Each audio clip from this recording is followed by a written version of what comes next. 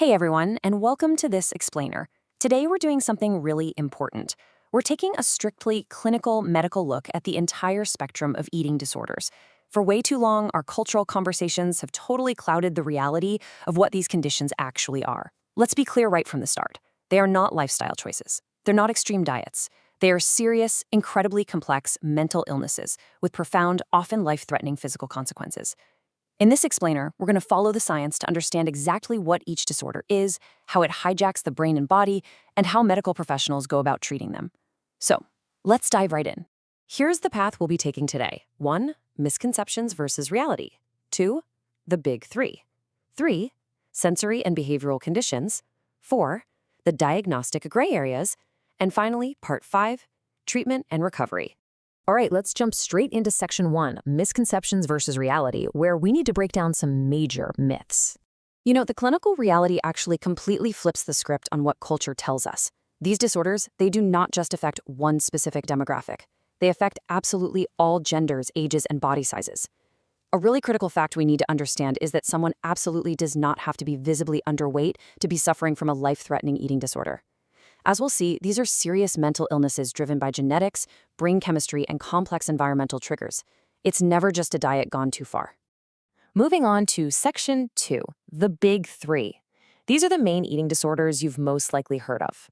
First up is anorexia nervosa. Now, this condition is really defined by this intense, overwhelming fear of gaining weight, and that's paired with a severely distorted perception of body size. A person suffering from anorexia often truly believes they are overweight, even when they're actually dangerously underweight. The crucial takeaway here is that this restriction isn't about vanity. It's literally a psychological coping mechanism. It's used for managing anxiety, fear, or a desperate desire for control. And it has deep, deep roots in genetics and sometimes trauma. And the physical toll, it's just devastating. Basically, as food intake drops, the body goes into pure survival mode.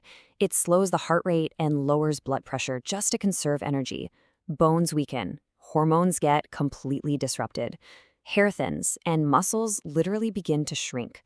Because of these severe medical complications, combined with a heightened risk of suicide, anorexia nervosa actually carries one of the highest mortality rates among all psychiatric illnesses. Next, we have bulimia nervosa. This disorder is characterized by a really secretive cycle. It involves repeated episodes of consuming unusually large amounts of food, which is then immediately followed by compensatory actions, things like self-induced vomiting, excessive exercise, fasting, or the misuse of laxatives. Biological vulnerabilities and intense difficulties with emotional regulation play a massive role here. This cycle can become almost addictive because that compensatory behavior provides this temporary, fleeting relief from intense emotional distress, guilt, or past trauma. So what's a key diagnostic difference between those two?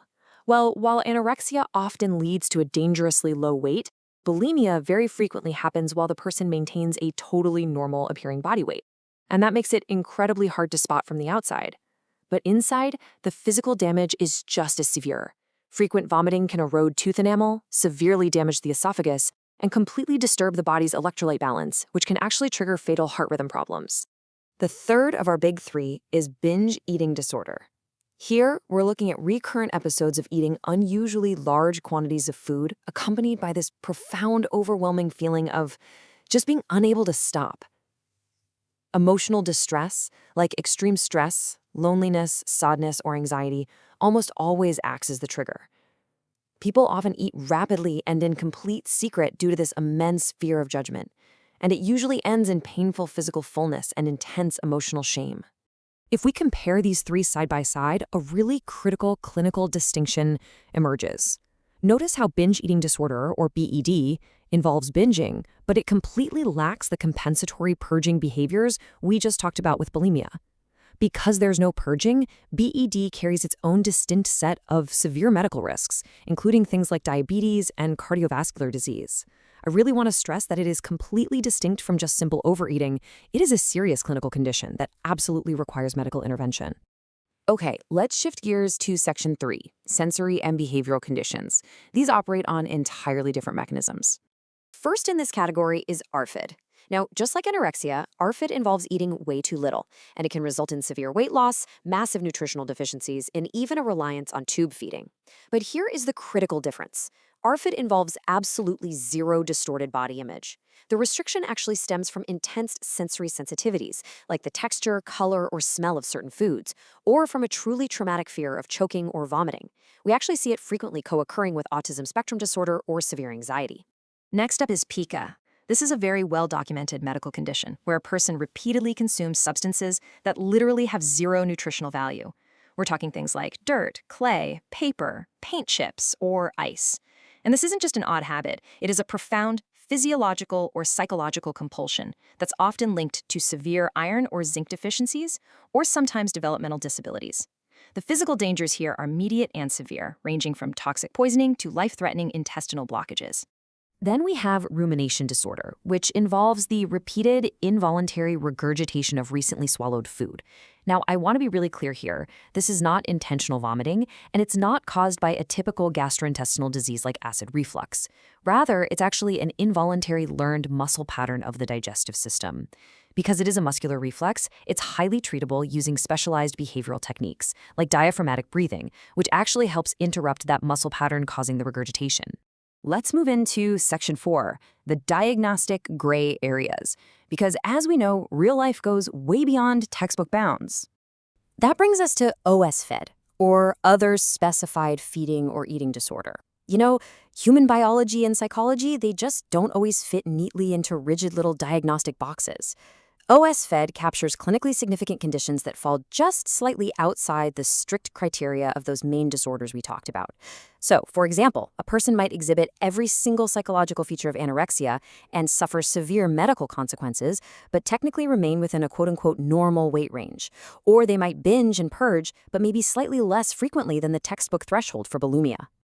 Honestly, the very existence of OSFED as a diagnosis is so incredibly important, because it medically validates what these patients are going through. Research proves that the emotional suffering and the medical risks of OSFED are just as severe as anorexia or bulimia. Like this quote captures perfectly. People absolutely do not need to fit a strict textbook definition before they deserve treatment, support, and compassionate care. The urgency is exactly the same. Along those same lines, we have UFED, or Unspecified Feeding or Eating Disorder. Think of this diagnosis as a tool for medical urgency. You're going to see this a lot in emergency departments. Say a patient arrives with a clearly dangerous eating disorder, but the doctors literally don't have the time for a full, lengthy psychological assessment. UFED allows those clinicians to act instantly to protect the patient's heart, brain, and other vital organs without delay. Treating the dangerous physical condition promptly takes absolute priority over perfecting the paperwork. Finally, we arrive at Section 5, Treatment and Recovery. Let's look at the path to healing. So how do we treat these illnesses? Well, it takes a fully multidisciplinary approach. It almost always involves psychotherapy, like CBT, to address those deep emotional triggers and trauma. Then, nutritional rehabilitation is absolutely essential to start healing the brain and body. Strict medical monitoring is also required to manage those physical complications we discussed. And finally, family support is a truly crucial pillar of long-term recovery.